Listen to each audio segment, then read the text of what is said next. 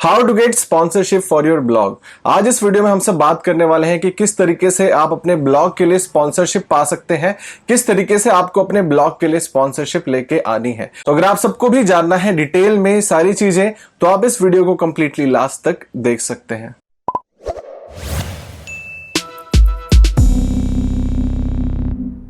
Hello friends, मेरा नाम है अमित मिश्रा और आप सब देख रहे हैं ट्रायोटेक नाम मत भूलेगा।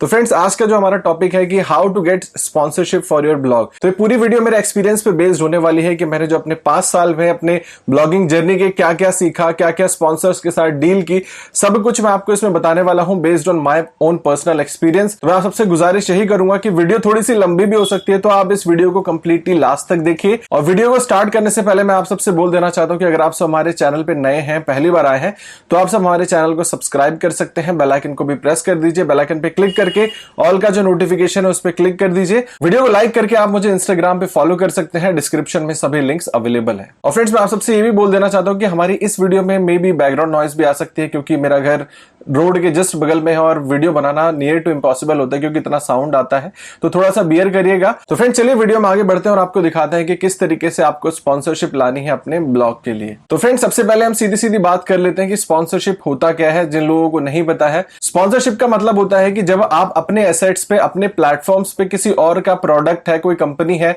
उसको प्रमोट करते हैं और उसको प्रमोट करने के बदले आपको कुछ पैसे मिलते हैं, तो हम उसको स्पॉन्सरशिप बोलते हैं। आप स्पॉन्सरशिप अपने ब्लॉग पे कर सकते हो, यूट्यूब चैनल पे कर सकते हो, जितने भी सोशल मीडिया प्लेटफॉर्म्स हैं उस पे आप अपनी स्पॉन्सरशिप कर सकते हो। बस एक ही चीज का आपको ध्यान में रखना है कि अगर आपके पास जनता है, आपके पास पब्लिक है, तो आपको स्पॉन्सरशिप मिलेंगी। आप किसी भी ब्रांड को प्रमोट करके बहुत अच्छा पैसा यहां से बना सकते हो। सो गाइस, कुछ 7 पॉइंट्स मैं आपको बताने वाला हूं इस वीडियो में। अगर आप उन सभी 7 पॉइंट्स को ध्यान से सुनेंगे और उनको इंप्लीमेंट करेंगे, तो आपको भी स्पॉन्सरशिप मिल पाएगी आपके ब्लॉग के लिए। तो चलिए स्टार्ट करते हैं। आपको बताते हैं जो हमारा सबसे पहला पॉइंट है, setup a sponsor page and media kit on your blog. अगर आपका कोई ब्लॉग है तो उस पर आप एक मीडिया पेज बनाइए, एक स्पॉन्सरशिप पेज बनाइए, जिससे कि अगर कोई एडवर्टाइजर आपकी वेबसाइट पे भी विजिट करते हैं तो उनको ये पता लगे कि भैया ये वेबसाइट जो है ये एडवर्टाइजमेंट के लिए, स्पॉन्सरशिप के लिए ओपन है। मतलब अगर हम इनको पिच करेंगे तो यहां से हमको रिस्पॉन्ड आएगा विद सम कॉस्ट, ये हमारा प्रोडक्ट प्रमोट करेंगे। तो कुछ लोग अब सोच रहे होंगे कि हम उस मीडिया किट में रखे क्या। आपको उसमें रखना है नेम, कॉन्टेक्ट, वेबसाइट का यूआरएल, वेबसाइट का सोशल स्टैट्स, आपका क्या पेज व्यूज है, कितने विजिटर्स आपकी डेली वेबसाइट पे आते हैं, आपकी ऑडियंस किस टाइप की है, आपका जो निश कौन सा है, आपका क्या ऑफर है, आप कहां कहां पे उनके प्रोडक्ट्स को प्रमोट करोगे। अगर फॉर एग्जांपल आप एक ऑफर बनाते हो कि विल चार्ज $1000, तो उस $1000 में आप उनको कहां कहां प्रमोट करोगे। आप इंस्टाग्राम पेज पे प्रमोट करोगे, ट्विटर हैंडल पे एक ट्वीट करोगे, या फिर आप उन ब्लॉग पोस्ट पे एक रिव्यू पब्लिश करेंगे, या फिर अपने यूट्यूब चैनल पे आप एक वीडियो डालेंगे। तो अगर आप सिंगल प्लेटफॉर्म के लिए पिच कर रहे हैं तो आपको चांसेस है कि आपको कम पैसा वो दें। अगर आप उनको बोलो एक पूरा मीडिया किट बना दो, एक ऑफर उनको दो कि हमारे पास ऐसे 5 मीडिया प्लेटफॉर्म्स हैं और ऐसे हमारे पास 2-3 वेबसाइट्स सिमिलर निश में है, तो आप उनको आराम से $1000, $2000, डिपेंड करता है कि आपके स्टैट्स कितने हैं, मंथली पेज व्यूज कितने हैं, उस बेसिस पे आप उनसे अच्छा खासा चार्ज कर सकते हो। तो इसीलिए एक प्रोफेशनल मीडिया किट पेज बनाना बहुत ज्यादा इंपॉर्टेंट हो जाता है, क्योंकि अगर आपको बड़े ब्रांड से स्पॉन्सरशिप चाहिए तो इसीलिए आप एक media kit, media page, sponsorship page अपनी वेबसाइट पे जरूर बनाएं। तो आप मेरी स्क्रीन पे देख सकते हैं जो स्क्रीनशॉट्स मैंने आप सबके लिए लगाए हैं, ये सारे स्पॉन्सरशिप के मेल्स हैं। मुझे आए दिन स्पॉन्सरशिप के मेल्स आते रहते हैं, तो उसी के बिना पे मैं इस वीडियो को बना रहा हूं और आपको बता रहा हूं। तो आप देख सकते हो कि ऐसे हम सभी ब्रांड से डील करते हैं। तो एज अ प्रूफ मैं आपको दिखा रहा हूं। तो चलिए बात करते हैं पॉइंट नंबर 2 की, create high quality content that attracts sponsor. तो अब क्या होता है ना कि अगर आपको स्पॉन्सरशिप चाहिए अपने ब्लॉग के लिए, तो आपको जो स्पॉन्सर्स हैं उनको अट्रैक्ट करना पड़ेगा, आपको हाई क्वालिटी कंटेंट बनाना पड़ेगा। कई बार जो स्पॉन्सर्स होते हैं आपकी पूरी वेबसाइट को एनालाइज करते हैं, कितना ट्रैफिक है अपने एंड पे, कितनी अथॉरिटी है, कितने पेज व्यूज आपको आते होंगे, वो अपने एंड पे अपने टूल से उसको एनालाइज करते हैं। आपका कंटेंट कितना, उसका लेंथ कितना है, आपकी इंगेजमेंट कैसी है, कितने कमेंट्स आपको आते हैं ना, सभी चीजें वो एनालाइज करते हैं। और वो अगर उनको लगता है कि भैया जो वेबसाइट है या अच्छा कंटेंट बनाती है, आपके कंटेंट में दम है, तो आपको चांसेस बढ़ जाते हैं कि आपको वो स्पॉन्सर पिच करेगा, आपको अपना प्रोडक्ट प्रमोट करने के लिए देगा। तो गाइस, सारी गेम यहाँ पे कंटेंट की है। अगर आपका कंटेंट अच्छा है, आप हाई क्वालिटी कंटेंट बना रहे हैं, इजिली स्पॉन्सर्स आपको मिल जाएंगे। अब आपको क्या करना है, आप जो कंटेंट क्रिएट करते हैं उसके थ्रू आप लॉयल ऑडियंस बनाने की कोशिश करिए। लॉयल ऑडियंस मतलब लॉयल ऑडियंस, वो आपके वेबसाइट पे दोबारा विजिट करें। अब दोबारा विजिट करने के लिए आप क्या कर सकते हो, आप ईमेल मार्केटिंग मार्केटिंग कर सकते हो, आप ईमेल ऑटोमेशन टूल्स यूज कर सकते हो, आप अपनी ईमेल लिस्ट बनाइए ताकि आप जो स्पॉन्सर आपको आए उसको आप बता सको कि मेरी 50,000 60,000 लोगों की ईमेल लिस्ट है, तो ईमेल लिस्ट को तो आराम से वो आपके स्पॉन्सर कर देंगे। तो इसीलिए अपनी जो ऑडियंस आप बना रहे हैं, लॉयल ऑडियंस बनाइए और ट्राई करिए कि वो आपके ईमेल्स के लिए सब्सक्राइब करें ताकि आप एक ईमेल लिस्ट भी क्रिएट कर सकें। ये जाहिर सी बात है कि इसमें टाइम लगता है। अगर आप एक नए ब्लॉगर हैं, जब तक आपका ब्लॉग थोड़ा सा पुराना नहीं होगा, थोड़ी सी आप अथॉरिटी नहीं बना पाएंगे, थोड़े से आप लॉयल रीडर्स नहीं बना पाएंगे, तो आप ये भूल जाइए कि आपको इनिशियल डेज में स्पॉन्सर्स मिलेंगे। तो इसीलिए अगर आपको स्पॉन्सरशिप चाहिए तो आपको थोड़ा टाइम लगेगा और आपको थोड़ी सी अथॉरिटी बनानी पड़ेगी। कई बार क्या होता है, जो स्पॉन्सर्स होते हैं वो आपका डोमेन अथॉरिटी देखते हैं, कई बार कुछ जो स्पॉन्सर्स हैं वो आपका डीआर देखते हैं जो आप एचआरएफ में आता है, राइट। तो उसके ऊपर भी डिपेंड करता है कि वो आपको कितना पैसा पे करेंगे। तो हमारा जो तीसरा पॉइंट है वो ये है कि पिच ब्रांड्स डायरेक्टली। अब कई बार क्या होता है ना कि हम सब जो ब्लॉगर्स हैं हम सब संकोच करते हैं कि यार अब हमारे पास देखो ब्रांड्स तो इतने सारे हैं, अगर आप उनको पिच करोगे, उनको आप बोलोगे तो वो आपका काम देख के आपको रिस्पॉन्ड करेंगे। आपको अगर आप उनको दिखा सकते हो कि भैया हम आपको, हमारे पास हमारा ये आर्टिकल इस फर्स्ट पेज पे रैंक हो रहा है। फॉर एग्जांपल एक कीवर्ड है हाउ टू मेक कॉफी या फिर एक कीवर्ड है best coffee machines to buy, है ना। ये कुछ ऐसे कीवर्ड्स पे हमारा जो वेबसाइट है वो टॉप पे रैंक कर रहा है, टॉप 3 में है, टॉप 5 में है गूगल के पहले पेज पे। तो हम क्या कर सकते हैं, हम डायरेक्टली ब्रांड्स को पिच कर सकते हैं। हम किसी कॉफी ब्रांड होगा, जो मशीन होगी, कॉफी मेकर मशीन है या फिर कॉफी को शेक करने के लिए जो मशीन है, तो आप उनको डायरेक्टली पिच कर सकते हो, उनको बोल सकते हो कि भैया जो हमारा पेज है ये गूगल के पहले पेज में रैंक कर रहा है। अब इसमें अगर आपको चाहिए एडवर्टाइजिंग के लिए, हम मंथली $50 चार्ज कर सकते हैं या फिर आप एक साल के लिए कॉस्ट चार्ज कर सकते हो कि एक साल के लिए हम $1,000 चार्ज करेंगे। तो डिपेंड करता है, अगर उसको लगेगा कि भैया वहां पे ट्रैफिक अच्छा है और उसको एड से बेटर कन्वर्जन आपके प्लेटफॉर्म पे मिल सकता है, तो वो आपका उस पेज पे एडवर्टीजमेंट बाय करेगा। तो वही सोचो, अगर आपके ऐसे 10 पेज टॉप पे रैंक कर रहे हैं, फर्स्ट पेज पे रैंक कर रहे हैं, तो आप कितने सारे ब्रांड्स को पिच कर सकते हो और अपने लिए रेवेन्यू जनरेट कर सकते हो। तो यही मेथड सभी ब्लॉगर्स यूज करते हैं। वो उनका मेजर फोकस यही होता है कि हम पहले अपने आर्टिकल्स को रैंक करा दें, उसके बाद हम ब्रांड्स को पिच करें स्पॉन्सरशिप के लिए। एडसेंस में कुछ नहीं रखा है, स्पॉन्सरशिप हो गया, अफिलिएट मार्केटिंग होगा, यहां से आप बहुत अच्छा रेवेन्यू बना सकते हो दोस्त। तो इसीलिए अगर आप काम कर रहे हो तो शिद्दत से काम करो कि हम इसका एंड रिजल्ट ये होना चाहिए। जैसे तैसे हमने इस आर्टिकल को टॉप पे रैंक कर लिया, उसके बाद हम यहाँ पे एड स्पेस बेच सकते हैं, राइट। अब कुछ लोग सोच रहे होंगे कि हम ब्रांड्स को कैसे पिच करें, तो उनके लिए मैं आपको बता देना चाहता हूं कि सभी जितनी भी ब्रांड्स हैं उनकी ऑफिशियल वेबसाइट पे उनका कॉन्टेक्ट अस पेज होता है, अबाउट अस पेज में उनका ईमेल आईडी होता है, बहुत सारी ऐसे लिंक्स होती हैं जिसपे क्लिक करके आप उनको कॉन्टेक्ट कर सकते हो। आप सोशल मीडिया के थ्रू भी उनको कॉन्टेक्ट कर सकते हो। बस कॉन्टेक्ट करने के बाद आपको डील क्रैक करनी है। डील क्रैक करने के लिए आपको एक कन्वर्सेशन उनके साथ होना चाहिए, उनको दिखाना पड़ेगा कि भैया हम आपको ज्यादा कस्टमर्स लाके दे सकते हैं, ज्यादा बिजनेस लाके दे सकते हैं, तो वो ऑटोमेटिकली कन्वर्ट होंगे। वो अगर आप दिखा सकते हो कि भाई हम महीने में ऐसे 20 कन्वर्जन लेके आएंगे, 20 कन्वर्जन अगर वो एड चला के उनका इतना मंथ ज्यादा कॉस्ट पड़ रहा है, तो वो बोलेंगे भाई इतना पैसा ले लो और इसको कर दो, तो वो आपसे कम पैसों में अपना आरओआई निकलवा लेंगे। तो कभी भी डरिए मत, आप अगर किसी ब्रांड को पिच कर रहे हो तो डायरेक्टली पिच करिए और उनको वर्थ दिखाओ, वर्थ की भैया आपको कितना रिजल्ट यहां से आ सकता है। तो इसी तरीके से आप अपने लिए स्पॉन्सरशिप ला सकते हो डायरेक्ट पिचिंग से। तो चलिए बात करते हैं हमारे फोर्थ पॉइंट की, mention brands in your social media post. अब ये कैसे हो सकता है? फॉर एग्जाम्पल मैं अपने इंस्टाग्राम पेज पे अलग अलग ब्रांड्स की स्टोरीज के बारे में बात करता हूँ, उनके बारे में उनकी कोई चीज मुझे अच्छी लगी तो उनको मेंशन करता हूँ। तो अभी जैसे मैंने अपने एसी की सर्विसिंग कराई, तो मैंने अर्बन कंपनी जो अर्बन क्लैप है उनको उसमें मैंने टैग किया, उसमें अपने स्टोरी में डाला,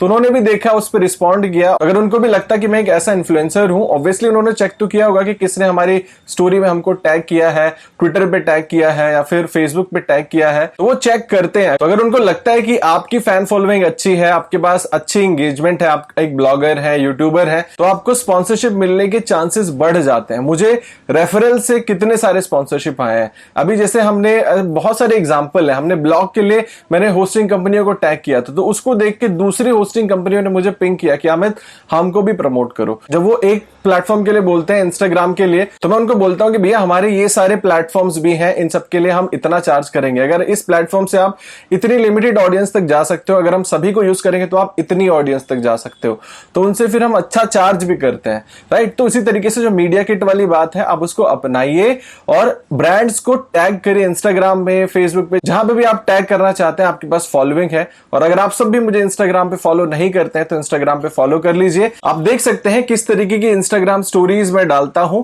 उससे आइडिया लेके आप भी उसको फॉलो कर सकते हैं। सो गाइस, हमारा जो 5th पॉइंट है वो ये है कि get eye on your competition.